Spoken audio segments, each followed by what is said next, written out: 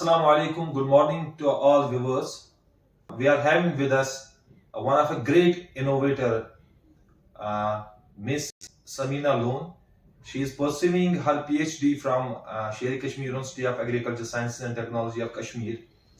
And you know it very well that the main motive and objective of this program is that to sensitize and motivate the young budding entrepreneurs, not only confined to the JNK UT, but across the nation, so that they may have their own, the achievements and steps way ahead in the arena of innovation and entrepreneurship. So, not taking much of your time, let us introduce our today's guest, Miss Samina Loan, and that she's pursuing her doctorate degree in vegetable science at Sukast, Kashmir. Welcome, Samina, to this business mindset program. जैसे नाजरीन को मैंने बताया कि that you are pursuing your PhD in vegetable science at SKUAST Kashmir, हम आपसे जानने की कोशिश करेंगे कि आपकी इब्तिदाई तालीम कहाँ से हुई है और जो आप इस फेज में आए हो, इस एरिना में आए हो एग्रीकल्चर में, ये कहाँ से आपको प्रेरणा मिली, मोटिवेट कहाँ से आप हुए कि that you have to do something in the field of agriculture? Yes please. जैसे कि पहले शुरुआत करना चाहूँगी कि मेरी जो स्कूलिंग है वो हमारी लोकेलिटी में एक ही लोकल स्कूल था, तो वहाँ से मैंने अपना 10th तक अपनी जो पढ़ाई है वो कंटिन्यू की। उसके बाद 11th-12th मैंने एक बार मेमोरियल बेमिनास से इंस्टीट्यूट बेमिनास से हासिल की और उसके बाद डायरेक्टली मैंने स्कॉस्ट का एंट्रेंस दिया एंड वो क्वालिफाई किया और मैंने यहाँ बीएससी ऑनर्स हॉर्टिकल्चर में एडमिशन लिया। और उसके बाद कंटिन्यूसली बीएससी ख़त्म हो गया, then I started my masters degree in the same university और उसके बाद अभी पीएचडी भी यही चल रहा है।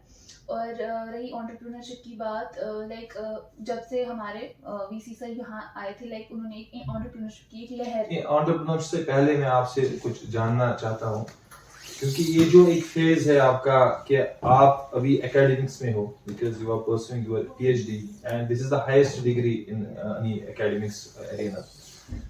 आपको यहाँ से ऐसा क्या मिला सुकास्ट में कि जिसने आपको मोटिवेट किया कि that you have to jump into the arena of entrepreneurship and innovation? क्या आपने ड्यूरिंग डिग्री जो आपने परस्यू की मास्टर्स में या अभी डॉक्टर जो आप कर रहे हो, क्या नयापन आपको लगा, क्या नॉवेल्टी आपको लगी उस स्टडीज में एट सुकास्ट कश्मीर जिसने आपको मोटिवेट किया कि एंटरप्रेन्योरशिप के एरिना में आने के लिए?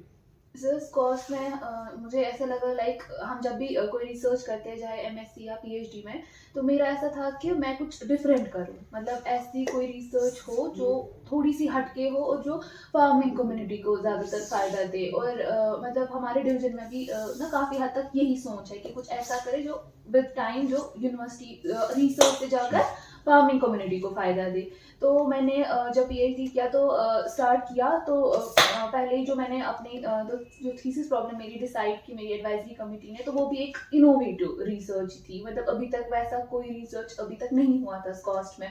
तो जब मैंने सोचा कि अच्छा ये तो कुछ हटके हुआ, लेकिन कुछ ऐसा भी करते हैं जो कुछ इनोवेटिव हो, जो कुछ और तब हमारी यूनिवर्सिटी में ऐसा था कि बहुत सारे इनोवेटिव आइडियाज़ आ रहे थे, पेटेंट्स फाइल हो रहे थे, तो मैंने सोचा अगर ये लोग भी कर सकते मैं भी थोड़ा कुछ डिफरेंट करूं एज कम्पेयर टू जो भी बाकी स्टूडेंट्स हैं। तो वहाँ से फिर स्टार्ट हुई ये जर्नी, कुछ ये जो जर्नी आपकी एंटरप्रेन्योरशिप की रही है, इसके पीछे आप बता रहे हो कि सुकास्ट का बहुत अहम रोल है इसमें, या आपकी जो एडवाइजर्स है, मेंटर्स है, उनका बहुत रोल रहा है। बट कहाँ से आपने स्टार्ट किया? बिकॉज आपको पता है कि यहाँ सुकास्ट में या बाकी जो यूनिवर्सिटीज है, मास्टर्स में बच्चा आता है, वो प्रॉब्लम लेके आता है और थीसिस सबमिट कर देता है, वही सेम प्रोसीजर प्रोसेस डॉक्टरेट में होता है, ठीक है ना? आपको कहाँ से वो एक सम सॉर्ट ऑफ ना एक दिमाग में कहाँ से क्लिक हुआ कि नहीं, ये एक ऐसी इनोवेशन है, एक ऐसा रिसर्च है जहां से मैं अपने लिए कुछ कर पाऊंगी, अपनी सोसाइटी के लिए कुछ कर पाऊंगी? सर बेसिकली जब मैंने मास्टर्स ज्वाइन किया था, मैं भी बिल्कुल एक नॉर्मल स्टूडेंट की तरह कुछ नहीं पता था क्या है रिसर्च, कैसे करना है। तो जो मेरे मेंटोर थे उस टाइम डॉक्टर खुर्शीद हुसैन, हम लोग एक बार ऐसे ही डिस्कस कर रहे थे जनरली कि कैसे करेंगे रिसर्च फर्दर एंड ऐसे। तो सर ने ऐसे बोला कि उन्होंने बहुत चीज़ें सोची है, मतलब ऐसे ऐसे, लेकिन विद टाइम उनको वो चीज़ें करने का मौका नहीं मिला, but he see something different in me और मे बी शायद मैं उन चीज़ों में उनका हेल्प, मतलब उनकी हेल्प कर सकती। तो उस टाइम हम लोग डिस्कस कर रहे थे ऐसी क्या चीज़ है, हमारी जो उनकी अभी वो थे टिश्यू कल्चर कल्चर के इंचार्ज तब अभी भी है, तो लाइक उन्होंने कहा कि एक बार हम लोग ऐसी पोटैटो टिश्यू कल्चर के बारे में डिस्कस कर रहे थे, तो हमारे पास MS मीडिया खत्म हो गया था, हमारे पास नहीं था। तो मैंने सर को बोला, सर ऐसे मीडिया खत्म हो गया तो हम क्या करें अब। उसने बोला सर ने कि फंड्स नहीं है तो अभी हम नहीं ला सकते, तो सारा काम ऐसे ही पेंडिंग रहा। तो फिर एक बार ऐसे ही डिस्कस कर रहे थे क्या करेंगे कैसे करेंगे, तो सर ने बोला क्यों ना हम डालवीड का कुछ ऐसा कुछ करें सो दैट हम एक टिश्यू कल्चर मीडिया ना प्रोड्यूस करें। तो मतलब मैंने बोला सर हाँ ये तो बहुत अच्छा आइडिया, क्या ऐसा हो सकता है, मतलब डालवीड से टिश्यू कल्चर मीडिया, उसमें तो फिर बहुत यहाँ से आपकी सोच आएगी that you have work on this particular बिल्कुल सर, प्रॉब्लम। बिल्कुल, हाँ। ओके, तो वहां से लेने के लिए जो ये आपकी प्रॉब्लम थी कि हम काम करेंगे डालवीड पे काम करेंगे, जी। तो यहाँ से आपको कैसी सोच आई कि नहीं अब फंड्स भी तो है नहीं हमारे पास, where from you can get the funds, and ताकि जो आपका आइडिया है इसको आप एक वायबल प्रोटोटाइप में चेंज कर पाओ या कन्वर्ट कर पाओ। ये कहाँ से आपकी फिर कहाँ से मोटिवेशन आपको मिली कि that you have to pitch it somewhere जहाँ से आप पैसा उठा सकोगे? सर पहले तो मुझे इन चीज़ों के बारे में कुछ नहीं पता था, लेकिन जब रिसेंटली जब हमारे VC सर आए थे, जब उनकी अपॉइंटमेंट हुई एज VC स्कॉच कश्मीर, तो उन्होंने एक प्रोग्राम इमीडिएटली किया था जहाँ पे उन्होंने बहुत सारे एंटरप्रेन्योरशिप जिन्होंने पेटेंट फाइल किए स्टूडेंट्स को अप्रिशिएट किया उस चीज़ के लिए।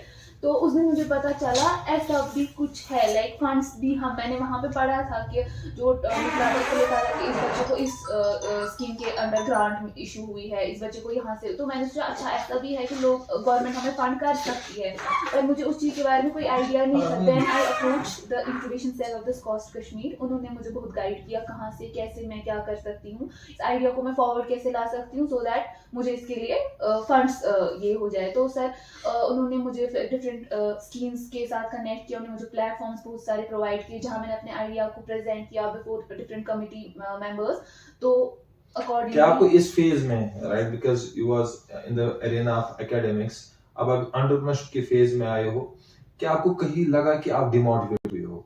और अगर आप डिमोटिवेट हुए हो तो किस चीज ने आपको फिर मोटिवेशन दी, नहीं you have to do something in the arena of innovation and entrepreneurship? कहीं पे आपको लगा? Sir demotivate not in the sense कि लाइक फंड्स नहीं थे या कुछ रिसोर्सेज नहीं थे, उस चीज़ से मैं बिल्कुल डिमोटिवेट नहीं हुई। मेरा ये था कि अगर आप ये आगे किया है उसको एक इनोवेटिव एक नॉवल आइडिया है मेरे पास, तो मैं क्यों ना उसको फॉरवर्ड लूँ, क्योंकि उस टाइम मेरी इंस्पिरेशन जो थी वो वही थे जिन्होंने ऑलरेडी मेरे से पहले ये चीज़ करी थी। तो स्कॉस्ट का सबसे बड़ा रोल इसमें रहा है, सो दैट मतलब जब मुझे लगा कि नहीं ये स्टूडेंट्स तो कर पा रहे हैं मैं क्यों ना करूं, अगर मैं इसी चीज़ से बहुत सारे लाइफ होना थे, लाइक रिसर्च था, यहाँ से PhD का बहुत ये होता है, बहुत सारा हेक्टिक शेड्यूल होता है, तो हो नहीं पा रहा था। बट विद टाइम मैंने मैनेज किया, टीचर्स ने सपोर्ट किया, सबसे ज़्यादा जो सपोर्ट हुआ वो मुझे स्कॉस्ट के इंक्यूबेशन सेल से ही मिली। और खास तौर पर जहां तक हमें पता है, जहां तक हमारी नॉलेज में है कि you have established your own private limited firm and startup Yes, आपका sir. अपना है, उसका क्या नाम है? Sir, हमारे उसका- व्यूअर्स को थोड़ा उसके बारे में बताइए, जी। कहाँ से ये जर्नी भी स्टार्ट हुई जहां के आपके दिमाग में आया कि नहीं that now this is the I am the point where we have to establish our own startup, और उस स्टार्टअप को चलाने के लिए आपको फंड कहाँ से मिला? सर हमने एक आइडिया पिच किया था अंडर द RKV रफ्तार स्कीम, तो उसके तहत हमारे को उस आइडिया के लिए अप्रिशिएट किया गया और हमारा आइडिया सिलेक्ट हो गया for the grant and aid, national grant हमारे आइडिया को मिला। और फ्रॉम दैट हमने इसमें फेजेस होते हैं, 2-3 फेजेस होते हैं, phases होते हैं, almost 3 rounds of pitch deck होते हैं जो हमें क्वालिफाई करने पड़ते हैं। तो वो सारा क्वालिफाई किया हमने और हमारे को फिर सिलेक्ट किया ग्रांट एंड एड के लिए। तो जो ही हमारे को सिलेक्ट कैसे करते हैं? Is this based upon on some methodology or some novelty of an innovation? It's completely on the novelty. आपका Okay. जितना आइडिया इनोवेटिव होगा, जितनी उसमें नोवेलिटी होगी फ्रॉम द करंट और फ्रॉम द पास्ट प्रोडक्ट्स, तो उस बेसिस पे आपका आइडिया उसमें सिलेक्ट होता है। और आपको 3 बार कमिटी के सामने अपना आइडिया प्रेजेंट करना पड़ता है, every time with a different with a improved version. Like So you mean to say that you have earned a national grant for Yes, this sir. startup? Okay. अभी आप मुझे बताएं कि जो हमारे नाज़रीन व्यूअर्स देख रहे हैं, इनके दिमाग में, जहन में, क्योंकि बहुत सारे ऐसे व्यूअर्स हैं जो यंग जनरेशन हमारे साथ कनेक्टेड है, उनके दिमाग में ये होता है कि इनोवेशन जो है ना, ये कुछ it's some sort of an कि हमें एक बड़ी मशीन बनानी है, एक बड़ी टेक्नोलॉजी बनानी है। Is it so? No sir, it's not थोड़ा सा आप उसको ब्रीफ कीजिए कि तो इट्स बेसिकली अगर आपके पास छोटा सा भी कोई आइडिया हो ना, छोटा सा भी, लाइक टूथपेस्ट की बात करते हैं सर, अगर जैसे अभी हमारे पास टूथपेस्ट है, तो जितना जैसे हम उसको जब स्क्वीज करते हैं, जितना उसमें से बाहर आता है, फॉर एग्जांपल अगर हम ऐसा कुछ करें उस कंपनी के लिए, हम उस टूथपेस्ट का जो ऊपर वाला जो ये होता है ना, जिससे हम लोग जिससे पेस्ट बाहर आता है, तो अगर हम उस होल को थोड़ा सा बड़ा करें तो जितना पेस्ट आना था उससे ज्यादा बाहर आएगा। और अगर ये भी एक इनोवेशन है, लाइक उस कंपनी को उस चीज से कितना फायदा होगा जब हम उसको थोड़ा सा जस्ट हम होल इंक्रीज, उसकी विड्थ या उसका size increase That's why we have to focus on the grassroots innovations. Okay. Innovation is not like जैसा कि आपने बोला। समीना जी, आप हमें ये बताएं कि जो मैंने पहले आपको बोला कि कुछ कारण ऐसे होते हैं जहां से एक इनोवेटर जब ये काम करना स्टार्ट कर लेता है ये डिमोटिवेट हो जाता है, चाहे वो पैसों के कारण, चाहे वो पीयर प्रेशर्स हो, चाहे सोसाइटी इसको अच्छी तरह से एक्नॉलेज नहीं करता है। बहुत सारे ऐसे इनोवेटर होंगे जो इसका शिकार हुए होंगे और इस फेज में होंगे कि जिसमें वो डिमोटिवेट होके और सब कुछ छोड़ देते हैं। उनके लिए क्या मैसेज रहेगी आपकी?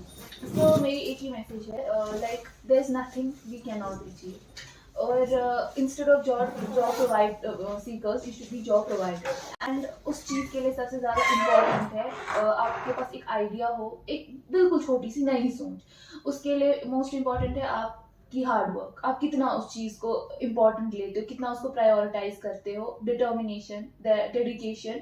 एंड मुझे लगता है फिर अल्लाह ताला आपके दरवाजे सीधे बिल्कुल बहुत आसान फरमा देता है, लाइक सब कुछ इतना इजी हो जाता है, फिर आपको पता ही नहीं चलता है कौन सी चीज कैसे जा रही है, मैं कैसे ये सब कर पा रहा हूँ। मतलब बिल्कुल जस्ट सिर्फ हार्ड वर्क इसमें है और आपको फोकस्ड रहना है अपने गोल्स को अकम्प्लिश करने के लिए। Ray, thank you so much for giving your time, and on behalf of our team, the whole team, I congratulate you and I wish you the best of luck for your future endeavor. Thank you.